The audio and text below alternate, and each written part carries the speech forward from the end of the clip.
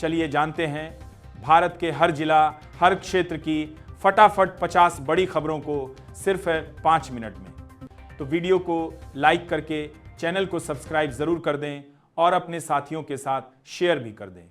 बिहार के बाद अब बीजेपी की पूरी नजर पश्चिम बंगाल पर है और प्रधानमंत्री मोदी तथा अमित शाह दिसंबर से लगातार दौरे करने वाले हैं, जिससे वहां की सियासत गर्मा सकती है। इलाहाबाद हाईकोर्ट के जस्टिस समीर जैन ने आजम खान से जुड़े मामले की सुनवाई से अचानक खुद को अलग कर लिया और कोई कारण भी सार्वजनिक नहीं है किया, जिससे विवाद खड़ा हो गया है। उमा भारती ने राहुल गांधी पर टिप्पणी करते हुए कहा है कि अब वे गाय से जुड़े प्रतीक लेकर राजनीति करने लगेंगे और जनता उनके नाटक को बखूबी समझती है। अखिलेश यादव ने आरोप लगाया है कि उत्तर प्रदेश में हर सीट पर सैकड़ों वोट कटवाने की योजना बनाई जा रही है और इसके पीछे बीजेपी व चुनाव आयोग की साठगांठ है। अखिलेश यादव ने यह भी दावा किया कि बीजेपी और चुनाव आयोग मिलकर भी यूपी और बंगाल में जीत हासिल नहीं कर सकते, क्योंकि जनता सच्चाई जानती है। योगी सरकार ने अवैध घुसपैठ को लेकर सख्ती दिखाते हुए सभी जिलाधिकारियों को पहचान और कार्रवाई के निर्देश दिए हैं। मुख्यमंत्री योगी ने कहा है कि उत्तर प्रदेश में अवैध घुसपैठियों के लिए डिटेंशन सेंटर बनाए जाएंगे ताकि कानून व्यवस्था पर असर न पड़े। दिलीप जायसवाल ने कहा कि इंडिया गठबंधन बहुत जल्द टूटने वाला है और उसमें बड़ी फूट साफ नजर आ रही है। कन्नौज में अखिलेश यादव ने दोहराया कि एसआईआर के माध्यम से सिस्टम को प्रभावित कर हार को जीत में बदला जा रहा है। पश्चिम बंगाल में बीएलओ की मौत पर ममता बनर्जी ने गुस्सा जताते हुए कहा कि एसआईआर के चलते कितनी और जानें जाएंगी। गिरिराज सिंह ने ममता बनर्जी के बयान पर जवाब देते हुए कहा कि एसआईआर हर हाल में लागू होगा और कोई इसे नहीं रोक सकता। आम आदमी पार्टी की रोजगार पदयात्रा प्रयागराज पहुंची, जहां संजय सिंह ने यूपी सरकार को पेपर लीक सरकार बताया। हाईकोर्ट ने यमुना नदी की बेहद खराब स्थिति पर नाराजगी जताते हुए संबंधित विभागों को कड़ी फटकार लगाई है।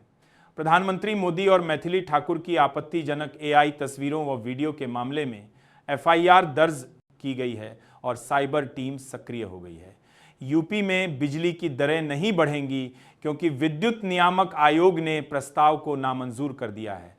छत्तीसगढ़ में सरकारी शिक्षकों को कथित तौर पर कुत्तों की निगरानी की ड्यूटी दिए जाने पर लोगों ने व्यवस्था पर सवाल उठाए हैं। योगी सरकार ने गौतम बुद्ध नगर और गाजियाबाद में डीजल ऑटो रिक्शा पर पूरी तरह रोक लगा दी है। यूपी के एनसीआर क्षेत्र में ऑटो बैन को प्रदूषण नियंत्रण की बड़ी पहल के तौर पर देखा जा रहा है। ब्राजील में तख्ता पलट की साजिश के आरोप में पूर्व राष्ट्रपति बोल्सोनारो को गिरफ्तार कर लिया गया है। प्रधानमंत्री मोदी की इटली की प्रधानमंत्री जॉर्जिया मेलोनी से मुलाकात हुई, जहां कई अहम मुद्दों पर चर्चा की गई। सपा नेता माता प्रसाद पांडे ने दावा किया है कि बीजेपी जल्द ही नीतीश कुमार को सत्ता से हटा सकती है। आरएसएस प्रमुख मोहन भागवत के अगर हिंदू नहीं रहेगा तो दुनिया नहीं बचेगी वाले बयान पर देश भर में चर्चा छिड़ गई है। यूपी में खुदाई के दौरान राधा कृष्ण की अष्टधातु की प्राचीन मूर्ति मिली है, जिसे बेहद महत्वपूर्ण माना जा रहा है। दिल्ली में प्रदूषण के बढ़ते खतरे को देखते हुए सरकार ने स्कूलों में आउटडोर एक्टिविटी पर रोक लगा दी है। सरकार ने 4 नए लेबर कोड बनाने की घोषणा की है, जिससे मजदूर और कंपनियों के लिए नए बदलाव होंगे। एक नए सरकारी फैसले के चलते घरेलू मेटल इंडेक्स में करीब 1.5% की गिरावट दर्ज की गई है। प्रधानमंत्री मोदी के दक्षिण अफ्रीका पहुंचने पर एयरपोर्ट पर उनका भव्य स्वागत किया गया और उन्हें दंडवत प्रणाम किया गया। मध्य प्रदेश में 9 करोड़ 84 लाख की बड़ी साइबर ठगी का खुलासा हुआ है, जिसमें बैंक कर्मचारी समेत 3 आरोपी पकड़े गए हैं। दिल्ली का एक्यूआई गंभीर स्तर पर पहुंच गया है, जो बच्चों और बात है बुजुर्गों के लिए बेहद खतरनाक माना जा रहा है। बिहार के आंकड़ों के अनुसार महागठबंधन को करारी हार मिली है, जबकि एनडीए को सीमित यादव और मुस्लिम वोट मिले हैं। संजौली की अवैध मस्जिद को लेकर हिंदू संघर्ष समिति ने मुख्यमंत्री योगी को पत्र भेजकर सख्त कार्रवाई की मांग की है। योगी सरकार ने यूपी के किसानों के खातों में सीधी आर्थिक सहायता भेजने की तैयारी पूरी कर ली है। प्रधानमंत्री मोदी ने ऑस्ट्रेलिया और कनाडा के साथ त्रिपक्षीय साझेदारी की घोषणा की है। बिहार चुनाव में राहुल गांधी के वोट चोरी के आरोपों पर लोगों ने ज्यादा भरोसा नहीं दिखाया है। अखिलेश यादव ने आरोप लगाया कि अधिकारी अब निष्पक्ष होकर नहीं बल्कि बीजेपी कार्यकर्ता की तरह काम कर रहे हैं।